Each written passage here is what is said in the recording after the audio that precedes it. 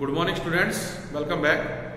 बेटा कल जो लेक्चर किया था हमने उसके अंदर जो हमारे पास सम इम्पोर्टेंट्स रूल्स थे फार्मूला राइटिंग एंड जो नोमेनक्लेचर है किसी भी नेम से उसके जो रूल्स हैं कोऑर्डिनेशन कंपाउंड्स के वो स्टडी किए थे। उसी को कंटिन्यू करते हुए दो तीन बातें और हैं जो हमें पता होनी चाहिए।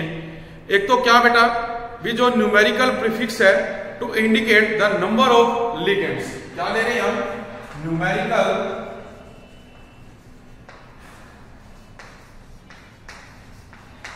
प्रीफिक्स, जो क्या है न्यूमेरिकल प्रीफिक्सेस टू इंडिकेट, जो न्यूमेरिकल प्रीफिक्स है बेटे to indicate number of ligands. देखो इस केस में क्या आएगा बेटा, जब हम नेमिंग करेंगे तो समटाइम्स क्या होगा कि हमारे पास एक आप मान लीजिए लिखोगे क्या टेट्रा और इसी के साथ आप क्या लिखते हो एमाइन, तो देख रहे हैं इसके अंदर भी ए है और इसमें भी ए है, तो ये कंफ्यूजन रहता है भी एक ए आएगा या दोनों लिखने हैं। तो इसको आपने ध्यान रखना है भी यहां पर एज सच दोनों के दोनों जो ए है वो टेक प्लेस करेंगे जब हम नेमिंग करेंगे। तो इसमें note that both A that is last A of tetra and जो फर्स्ट ए ऑफ एल्माइन है आर टू बी रिटेन, वो वैसे के वैसे रहेंगे। एक तो ये पॉइंट हमने याद रखना है। दूसरा इसके अंदर बेटे अपने पास ये आ जाता है भी जो naming of the bridging groups in polynuclear coordination compound, हम क्या कर रहे हैं नेमिंग ऑफ ब्रिजिंग पॉलीन्यूक्लियर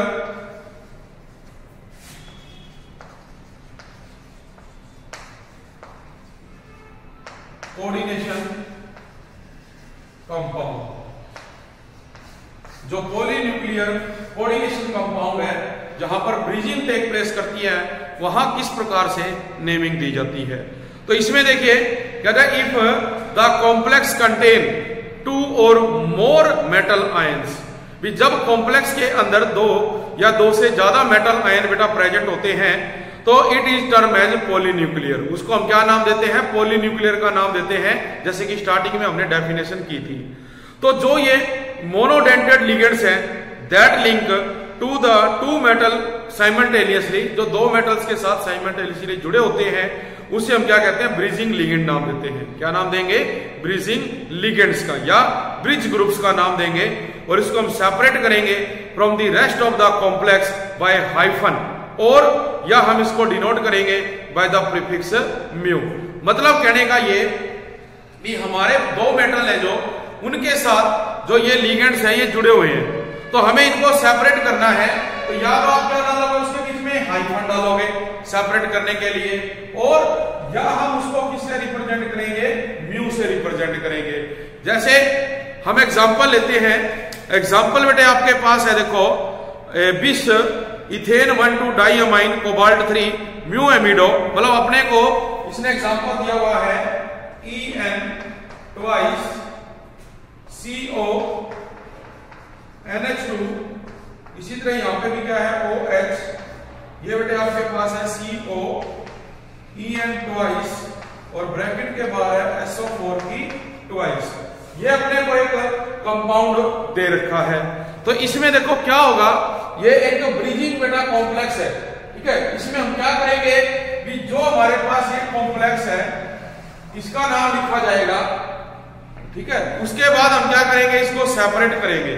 तो देखिए सबसे पहले तो हमने क्या पढ़ा था, जब एक जैसे दो हो, आप देख रहे हो कि यहाँ पे ये चीज है, सॉरी ये जो चीज है, और आप देख रहे हो ये जो चीज है सेम है, इसके लिए हम क्या लगाएंगे 20 लगाएंगे बेटा। क्या लगाओगे 20 लगाओगे। उसके अलावा आप देख रहे हो कि जो हमारे पास ये जो चीज थी और ये जो चीज है, इसमें जो En है, जो इथेन 1,2 डाइअमाइन है बेटा वो 2 टाइम्स दे रखे उसने, तो क्या लिखेंगे 20 इथेन 1,2 डाइअमाइन ब्रैकेट इथेन 1,2 डाईअमाइन, ये हमारा हो गया बिस इथेन 1,2 डाईअमाइन।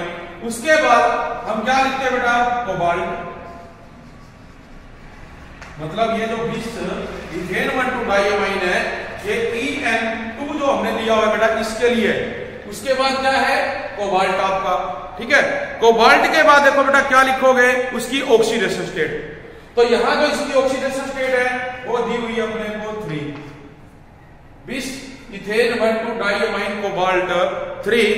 उसके बाद हम इसको सेपरेट कर रहे हैं, तो सेपरेट क्या करें बेटे, आप लिखोगे हाइफन म्यू। इसके बाद जो ये NH2 है ये क्या है, एमाइड, और जो आइड है उसको हम क्या लिखते हैं, आइडो। क्या बन जाएगा ये, म्यू एमिडो। उसके बाद फिर से बेटा क्या लगेगा, म्यू, क्योंकि एक और हमारे पास क्या है, OH यहां पे प्रेजेंट है, तो हम क्या लगाएंगे, म्यू, ठीक है। नेक्स्ट फिर हाइफन म्यू, ये क्या आएगा, और देखो ये क्या है, हाइड्रोक्सिल, क्या लिखना है, हाइड्रोक्सो, तो ये क्या लिखा जाएगा, हाइड्रोक्सो। फिर क्या आ जाएगा बेटा, बिस, क्यों, क्योंकि जो EN है वो फिर से कितना दे रखा है, 2, क्या लगेगा, बिस, हाइड्रोक्सो बिस, हाइड्रोक्सो बिस। ब्रैकेट में क्या आएगा, इथेन 1,2 डाईअमाइन कोबाल्ट, और जो कोबाल्ट है उसकी जो ऑक्सीडेशन स्टेट है बेटा इसके अंदर वो कितनी है, 3। आफ्टर दैट क्या लिखोगे, देखो 3, और इसके बाद अपने पास देखो क्या प्रेजेंट है, सल्फेट प्रेजेंट है, तो इसको आप क्या लिखोगे, सल्फेट। तो यहां पे आएगा कोबाल्ट 3 सल्फेट। तो इस एग्जांपल में देखो हमने क्या देखा बेटा, भी जो ये NH2 और OH है, यहां पर ये क्या ब्रीजिंग हो रही है, इस कॉम्प्लेक्स का नाम और इस कॉम्प्लेक्स का नाम दिया गया, बट जो ये ब्रीजिंग है इसको हमने कैसे बताया, जो ये म्यू है और हाइफन डाल के इसको हमने यहाँ पे रिप्रेजेंट किया। इसके अलावा सिमिलरली हम एक और कंपाउंड ले सकते हैं, क्या है बेटा, NH3 4CO। इसके बाद आ जाएगा आपका NH, इधर दिया हुआ है NO2, ये क्या है, CO, NH3 और बाहर जो चार्ज दिया गया है वो है बेटा 3+। तो आप देखो क्या है, टेट्रा अमाइन, क्या दिया हुआ है, टेट्रा अमाइन कोबाल्ट। उसके बाद क्या लिखोगे, उसकी ऑक्सीडेशन स्टेट। फिर हम क्या लेंगे, म्यू, और म्यू के बाद देखो NH2 क्या था, अमाइड, NH क्या है, ये क्या था, अमाइन, क्या बन गया, एमिडो। ये क्या था हमारा पहले से अमाइड है बेटे, इमिडो बनेगा, ये क्या बनेगा, इमिडो, ठीक है। तो म्यू इमिडो। उसके बाद क्या है, नाइट्रो हम लेंगे, फिर टेट्रा अमाइन कोबाल्ट 3 आयन, जो ऑक्सीडेशन है देखो कैसे नाम आएगा, पहले ये है टेट्रा अमाइन कोबाल्ट 3 म्यू।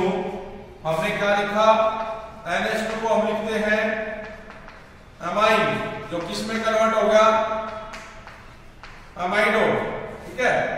जो NH है उसको क्या कर रहे हैं, ये क्या होता है, अमाइड, ये किस में चेंज हो गया, इमिडो। तो हमारे पास क्या है, म्यू इमिडो, फिर से म्यू NO2 के लिए नाइट्रो, फिर क्या आएगा, tetra amine cobalt 3 ion. Ion क्यों लिखा, क्योंकि आप देख रहे हैं इसके ऊपर क्या है, 3+ चार्ज बेटा प्रेजेंट है। तो इस तरह से ये हमारे पास एग्जांपल रहेंगे कौन से, ब्रीजिंग के। नेक्स्ट इसी तरह से क्या है, naming of coordination compound containing metal metal bonding. Next example देखो बेटा, जो नेक्स्ट टाइप आपके पास है इसमें,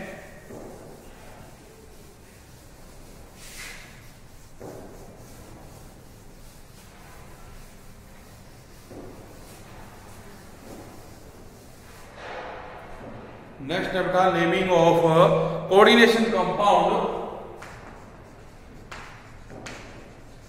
नेमिंग ऑफ कोऑर्डिनेशन कंपाउंड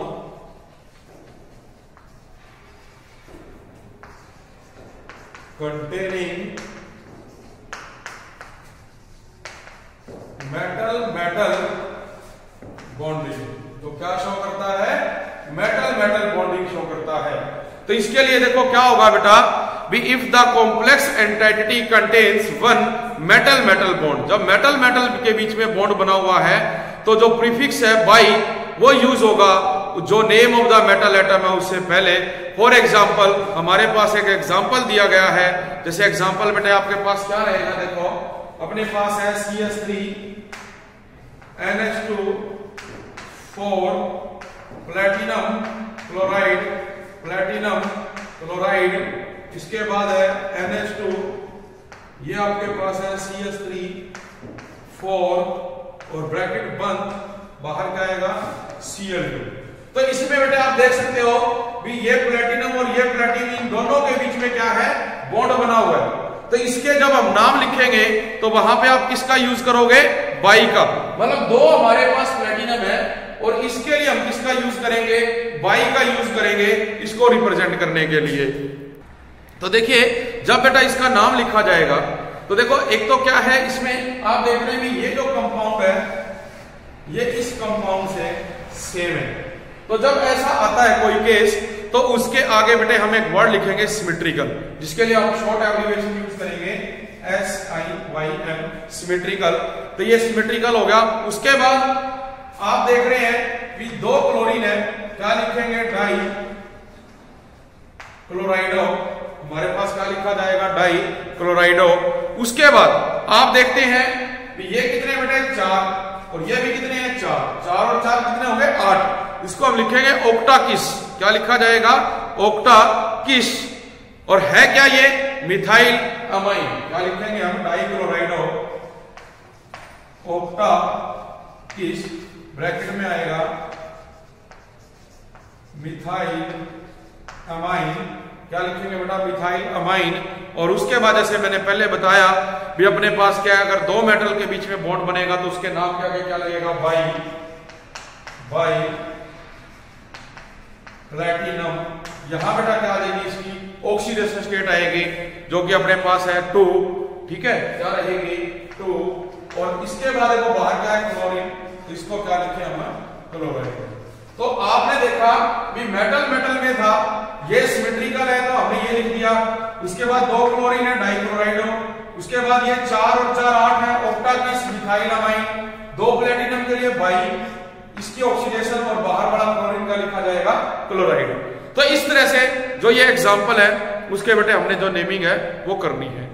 इसके बेस पे आप देखो कुछ और एग्जांपल हम करते हैं इनके, जैसे कि जो कंफ्यूजन रहता है भी हमने पढ़ा था भी जो मेटल है उसके पीछे 8 कहां लगेगा। कहीं समटाइम्स क्या होता है हम सिंपल लिख देते हैं कोबाल्ट, कहीं हम लिखते हैं कोबाल्टेट, लिख देते हैं प्लेटिनम, कहीं लिखेंगे प्लेटिनेट। तो वो कैसे है उसका बताया भी था कल आपको भी, हम कटायनिक और अनायनिक के अंदर ऐसा करते हैं। तो हमारे पास जो कटायनिक कॉम्प्लेक्स होते हैं उसका हम सीधा सा याद रख सकते हैं भी जो आपके पास स्क्वायर ब्रैकेट के बाहर कोई भी मेटल प्रेजेंट ना हो तो वो क्या है, कटायनिक कॉम्प्लेक्स है, उसका नाम एज सच मेटल आएगी। लेकिन अगर उसके बाहर कोई मेटल पहले प्रेजेंट है बिफोर, तो वहां बेटे हमने सीधी सी बात है 8 लगाना है। इसके लिए जो एग्जांपल है, जैसे हम लेते हैं जो कटायनिक कॉम्प्लेक्स है उसका एग्जांपल। तो कटायनिक कॉम्प्लेक्स में जैसे आप लेते हो कटायनिक कॉम्प्लेक्स, इसमें हमने लिया CO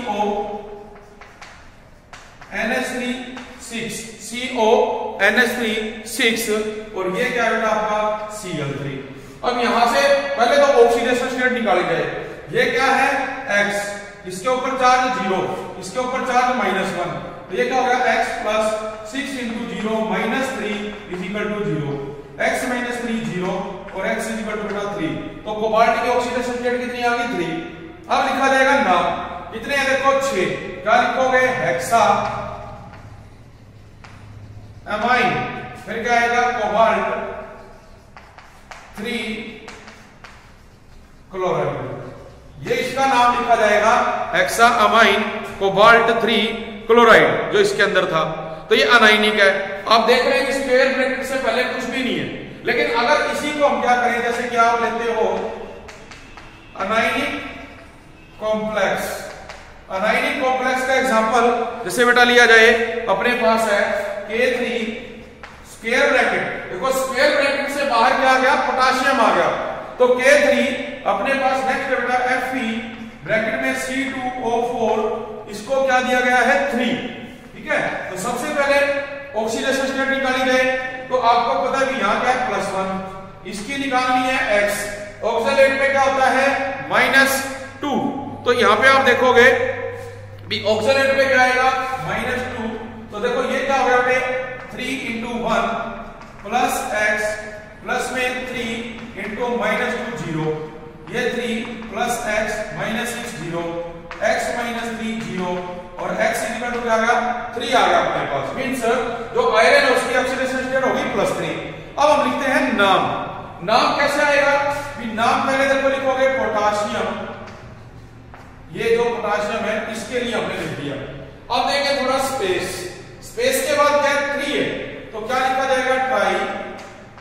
अब ये क्या है ऑक्सलेटो, हमने क्या कहा था कि जो ऑक्सलेट है इसको क्या लिखोगे ऑक्सलेटो, तो ये ट्राई ऑक्सलेटो। ठीक है, ट्राई ऑक्सलेटो ये हमारा हो गया।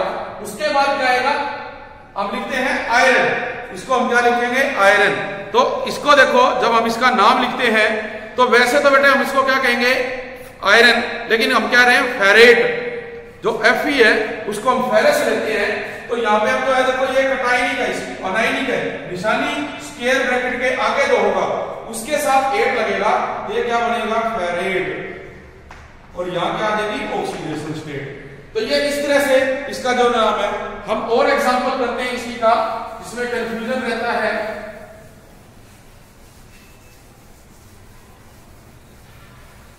जैसे एक और एग्जांपल बेटा आप लेते हो, पोटाशियम ब्रैकेट में Pd